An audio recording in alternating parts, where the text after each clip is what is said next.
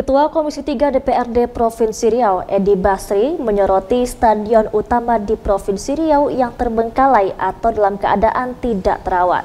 Aset yang sudah tidak bisa dirawat bisa juga dikerjasamakan dengan pihak ketiga. Aset-aset Pemprov Riau seperti gedung dan fasilitas yang dibangun saat event olahraga digelar di Riau, seperti stadion utama yang sebelumnya sempat terbengkalai pasca PON 2012 lalu. Awal mula pembangunan Stadion Utama Riau dimulai pada tahun 2009 dan selesai pada tahun 2012. Pembangunan menelan anggaran 1,18 triliun rupiah uang rakyat. Stadion Utama Riau berdiri di atas lahan seluas 66,4 hektar dengan luas bangunan mencapai 7,4 hektar dan 40.000 kapasitas penonton. Stadion yang terletak di Jalan Naga Sakti Panam, Kecamatan Tampan, Kota Pekanbaru ini juga berada di kawasan kampus Universitas Riau. Sebagaimana diketahui, begitu selesai pembangunannya, Stadion Utama Riau langsung menjadi tuan rumah upacara pembukaan dan penutupan Pekan Olahraga Nasional ke-18 pada tahun 2012.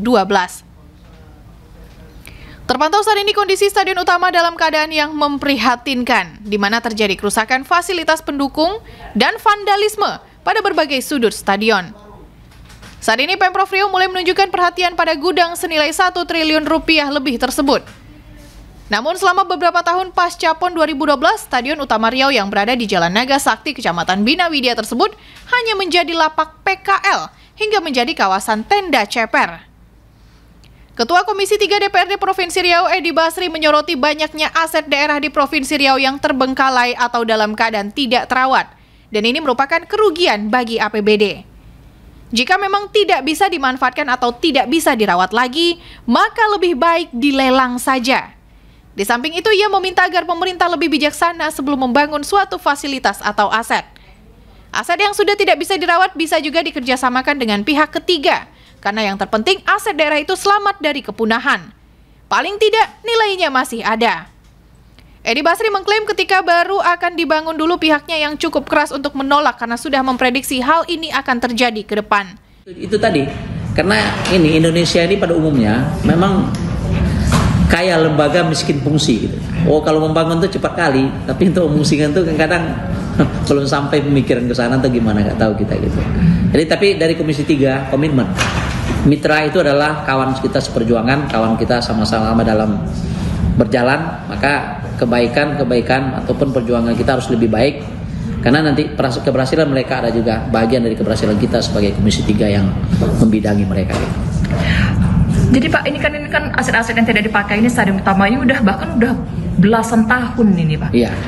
Kayak mana nih, perlu nggak dibuat perda yang mewajibkan mereka harus mendapatkan keuntungan atau seperti itu Pak? Karena nggak jalan sama sekali ini Pak. Makanya memori saya kembali, waktu pembangunan Stadion Utama itu kan saya DPRD Riau.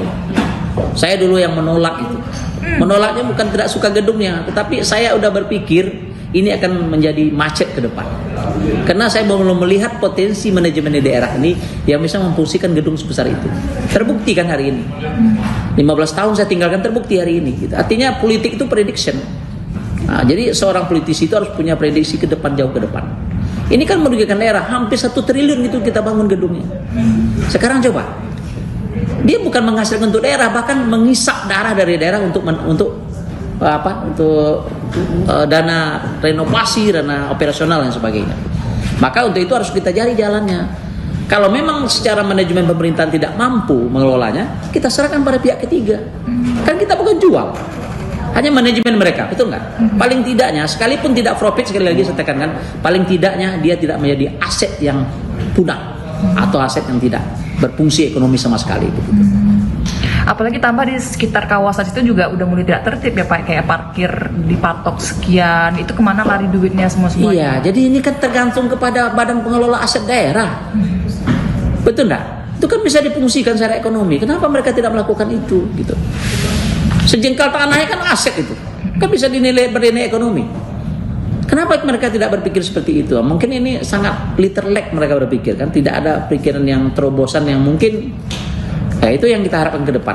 Nanti kita panggil lah, kita bicara sama mereka. Kalau nggak punya semangat, kita kasih semangat. Kalau nggak ada pikiran, kita kasih pemikiran. Tapi kalau nggak ada kemampuan, ya kita tukar aja kan gitu. DPRD Riau akan memanggil instansi terkait untuk meminta klarifikasi terkait hal ini. Fresti dan Danata melaporkan.